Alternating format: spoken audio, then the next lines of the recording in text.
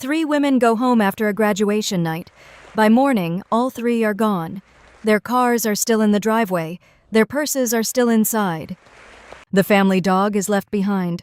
There is no obvious scene of violence, no clear forced entry, no body, no proven suspect, and no answer that has ever fully held together.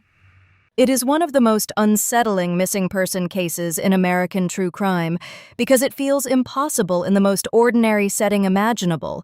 A quiet home, a summer night, and three people who should have been safe behind a front door. This is the haunting true story of the Springfield Three. What makes this case so gripping is the scale of the disappearance. One person vanishing can be explained away in 100 different directions. Three people vanishing from the same home in the same narrow window is different. That immediately tells you this was not just someone slipping out for air, not someone deciding to leave without warning, not some simple misunderstanding stretched into a mystery. If three women disappear together, in one house, overnight, then something happened inside that space or just outside it. And yet the case has never produced the kind of evidence that would let investigators lock the story into one clear shape. Sherrill Levitt was 47 years old. Her daughter, Suzanne Suzie Streeter, was 19. Suzie's friend, Stacy McCall, was 18. On the night of June 6, 1992, Suzie and Stacy had been out celebrating their high school graduation. According to the FBI and later case summaries, the two girls attended parties that night and then ended up returning to Sherrill's home to spend the night. Sometime before morning, all three disappeared. They have never been seen or heard from again. That setup alone is powerful for storytelling because it begins with something so normal. A graduation night, teenagers moving between houses, a parent at home, cars parked outside, plans for the next day.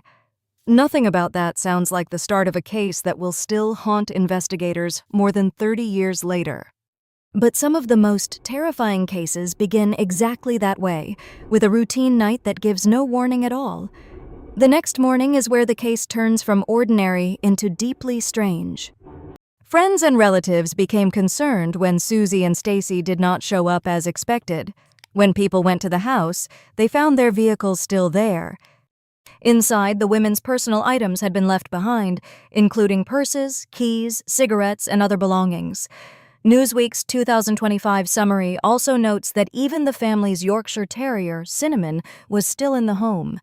That detail matters because it reinforces how abruptly this happened. People can leave in a hurry. People do not usually leave their cars, their money, their purses, and the dog unless something interrupted them hard and fast. And yet the house did not present itself like a violent abduction scene.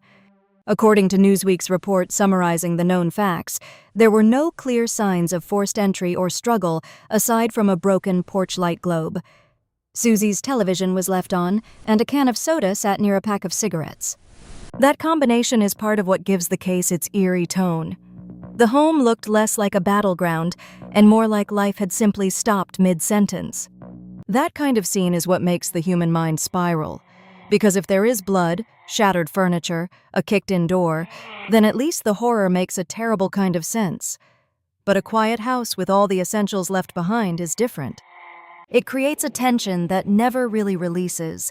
It suggests the women may have been taken by surprise, lured to the door, convinced to step outside, or overwhelmed before they had the chance to react in a way that left obvious damage behind. That is an inference, not a proven reconstruction, but it is exactly why this mystery has endured for so long. Then the case becomes even more frustrating. Before police were called, multiple friends and relatives had already gone into the house. Newsweek reported that between 10 and 20 people were likely inside before authorities arrived, and that one visitor even swept up the broken porch-light glass, not realizing it might be evidence.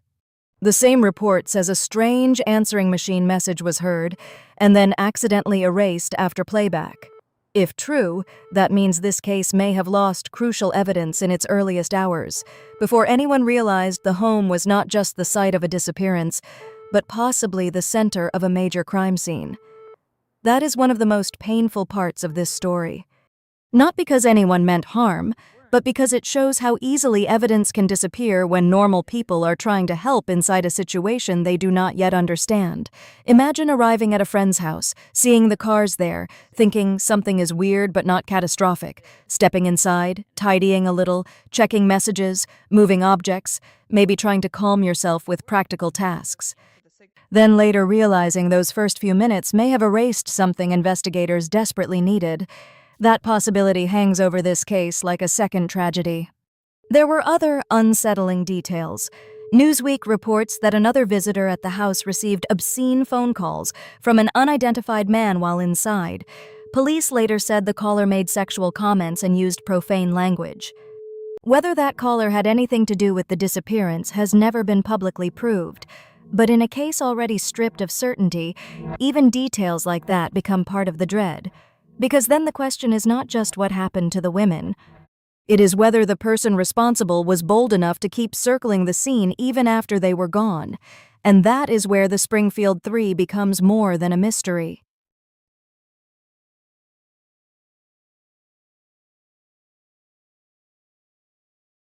No confirmed sightings, no known financial trail that leads to a new life, no discovered remains, no definitive public answer. The FBI still lists them as missing. Springfield authorities have continued to treat the case as open. More than 5,000 tips have been processed over the years, according to Newsweek's summary, and still the core fact remains untouched. No one knows for certain where Sherrill, Suzie, and Stacy went. That is why this case has such power for long-form storytelling. It gives you 3 layers of fear at once. First, the fear of home not being safe. Second, the fear of something huge happening without noise or visible chaos. Third, the fear that the first critical hours, the ones that usually shape an investigation, may have been quietly damaged before anyone understood the stakes. Each layer makes the next one worse. Over the years, many theories have attached themselves to this case. There have been rumors about known offenders, rumors about personal connections, rumors about retaliation, rumors about burial sites, and rumors about men who claim to know what happened. One of the names that has floated around the case is Robert Craig Cox, who in 1997 claimed he knew the women had been murdered and that their bodies would never be found. But Newsweek reports that police have long treated him as unreliable and that his claims were never corroborated. That matters, because this is the kind of case that attracts confessions, boasts, and attention-seeking noise. The real challenge is separating dark mythology from evidence that can actually stand up. And maybe that is why the Springfield Three still grips people so strongly. It is not just unsolved, it is unfinished in a way that feels almost unbearable. There is no final image to hold, no last confirmed step outside the house, no one public moment where the story visibly breaks. Just a normal-looking home, 3 absent women, and a set of clues that seem important without ever becoming decisive. If there is one image that defines this case, it is not dramatic at all. It is a driveway with cars still parked where they should be. That image is terrifying because it tells you the women were supposed to be there. Their lives were still arranged around that house. Their next steps were supposed to begin from that driveway. Instead, the morning arrived and only the evidence of ordinary life remained. Sherrill Levitt, Suzanne Streeter, and Stacy McCall disappeared from Levitt's home in Springfield, Missouri, between 2:15 a.m. and 7:30 a.m. on June 7, 1992, according to the FBI. More than 30 years later, the case remains unsolved, and all 3 are still listed as missing. And that is what makes this case so chilling. It is not built around one shocking act caught on camera. It is built around absence. 3 women, 1 house, 1 night, no answers. And the longer you sit with that, the stranger it feels that a mystery this large could still leave behind so little certainty. If you follow true crime stories that stay with you because the simplest facts are the hardest to explain, subscribe to POG or nah. Because some cases are terrifying not because the scene was chaotic, but because it was quiet enough to make the impossible look ordinary.